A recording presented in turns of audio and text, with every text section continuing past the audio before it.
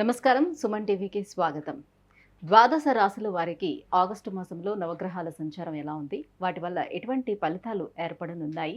దానికి ఎటువంటి పరిహారాలను పాటించుకోవాలి? ఈ విషయాన్ని తెలియజేసేందుకు మనతో పాటు ఉన్నారు ప్రముఖ జ్యోతిష్య శాస్త్ర పండితులు, జ్యోతిష్య రత్న, జ్యోతిష్య చక్ర వైభవ నిపుణ డాక్టర్ రాళ్లపల్లి రవికుమార్ గారు. గురుగారు నమస్కారం. నమస్కారం. గురుగారు, ఈ ఆగస్టు మాసంలో ద్వాదశ రాశులకి ఎలా ఉండబోతుందో తెలుసుకునే ముందు నవగ్రహాల సంచారం ఏ రకంగా ఉందో తెలియజేస్తారా? తప్పకుండా. శరదిందు సమాకారే పరబ్రహ్మ స్వరూపిణి వాసరాపీఠ నిలయే సరస్వతి నమోస్తుతే. అందరికీ నమస్కారం. ద్వాదశ రాశుల్లో అంటే ఈ నెల ఆగస్టు నెల ద్వాదశ రాశుల్లో నవగ్రహాలు ఎక్కడ ఉన్నాయో ఇప్పుడు తెలుసుకుందాం. ముందుగా సూర్యుడు వచ్చేసి మనకి స్వస్థానమైన సింహరాశిలో ఉంటారు. అలాగే బుధుడు కూడా సింహరాశిలో ఉన్నారు. అలాగే శుక్రుడు కూడా ఈ నెల అంతా కూడా మనకి సింహరాశిలో ఉంటారు. అలాగే కుజుడు వచ్చి మనకి వృషభ రాశిలో ఉంటారు. గురువు వచ్చేసి మనకి వృషభ రాశిలో ఉంటారు.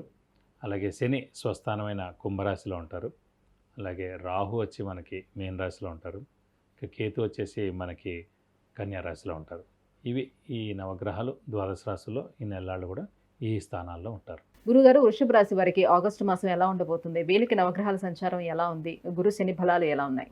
తప్పకుండా అమ్మ. వృషభ రాశి అనగానే మనకి కృత్తిక 2, 3, 4 పాదాలు, రోహిణి 1, 2, 3, 4 పాదాలు, మృగశిర 1, 2 పాదాలు, ఈ నక్షత్రాల సమూహం మనకి వృషభ రాశిలోకి వస్తుంది.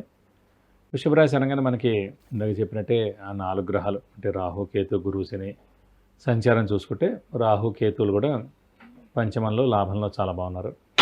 శని తీసుకున్నా కూడా వృషభ రాశికి యోగకారకుడు శని కాబట్టి దశమ స్థానంలో స్వస్థానంలో బాగానే ఉన్నారు. గురువు తీసుకుంటే మటుకు రాశిలోనే ఉండిపోయాడు. సాధారణంగా గురువు శుభ ఫలితాలనే ఇస్తాడండి. శుభగ్రహాలందరికీ గురువుగారు గురువు అండి. అంటే చంద్రుడు, బుధుడు, మామూలుగా శుక్రుడు, ఈ మూడింటికి గురువు గారు వచ్చేసి బృహస్పతి.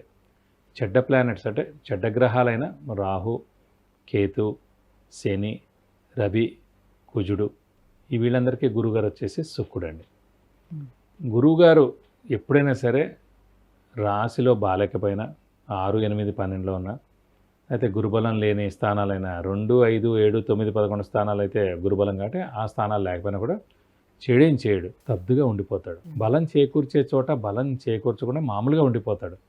సో మనం అనుకుంటాం మనం ఎంతో హార్డ్ వర్క్ చేసి కరెక్ట్గా గవర్నమెంట్ జాబ్ పడుతుంది, ఆ టైంలో గవర్నమెంట్ జాబ్ గురించి మనం గట్టిగా ప్రయత్నం చేసి మనం రాస్తాం.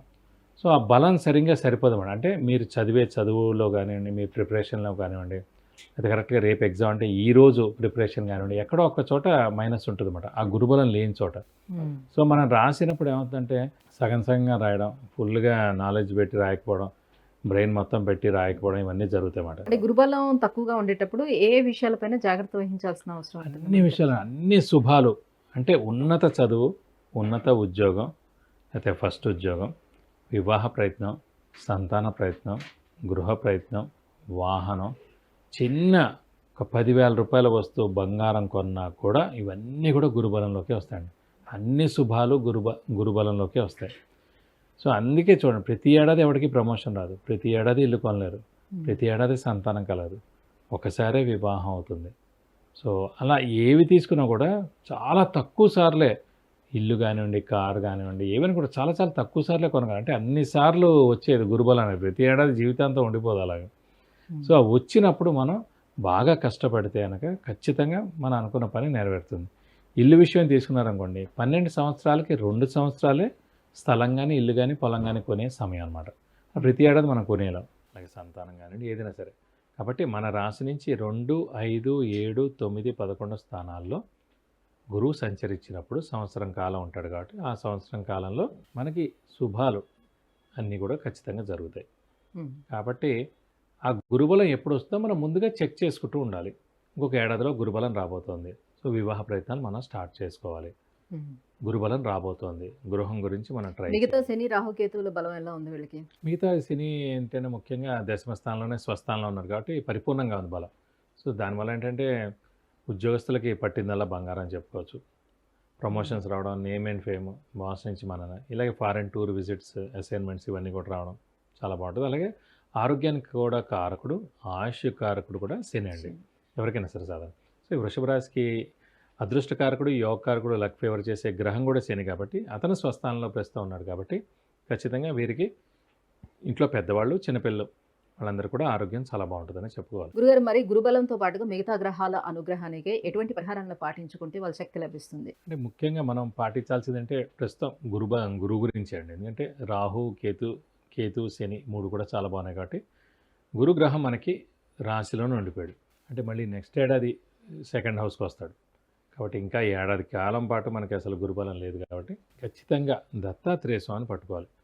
సో ప్రతిరోజు దత్తాత్రేయ స్వామి అష్టోత్తరం చదువుకోవడం, అలాగే వీలైతే ప్రతి గురువారం మనం ఉపవాసం ఉండడం ఫిక్స్డ్గా పెట్టుకోవాలి. ఈ ఏడాది అంతా కూడా ప్రతి గురువారం మనం ఉపవాసం పెట్టుకోవడం, అలాగే ప్రతి గురువారం కూడా దత్తాత్రేయ స్వామి టెంపుల్కి వెళ్ళి 41 ప్రదక్షిణాలు చేయడం, అలాగే ఇంకా గురుబలం తక్కువగా ఉంది, ఏ పనులు జరగట్లేదు, చిన్న చిన్న పనులు కూడా జరగట్లేదు అనిపిస్తే మటు ఖచ్చితంగా గురువుకి 16,000 సార్లు జపం చేయించి శనగపప్పు కేజీంపావు, ఒక yellow lungi, 1000 rupees worth gold item దానం ఇస్తే కనుక ఎలాంటి దోషాన్నా కూడా అన్నీ కూడా తప్పకుండా తొలగిపోయి మీకు అన్ని విధాలా మంచి చేకూరుతుంది. విద్య, ఉద్యోగం, వ్యాపారం, వాహనం, వివాహం, సంతానం, ఆరోగ్యం, ఐశ్వర్యం వీటన్నిటికి సంబంధించి విషయాన్ని తెలుసుకోవాలనుకుంటే కింద స్క్రోల్ అవుతున్నటువంటి నెంబర్కి వాట్సాప్ చేసి గురువుగారి అపాయింట్మెంట్ను పొందవచ్చు.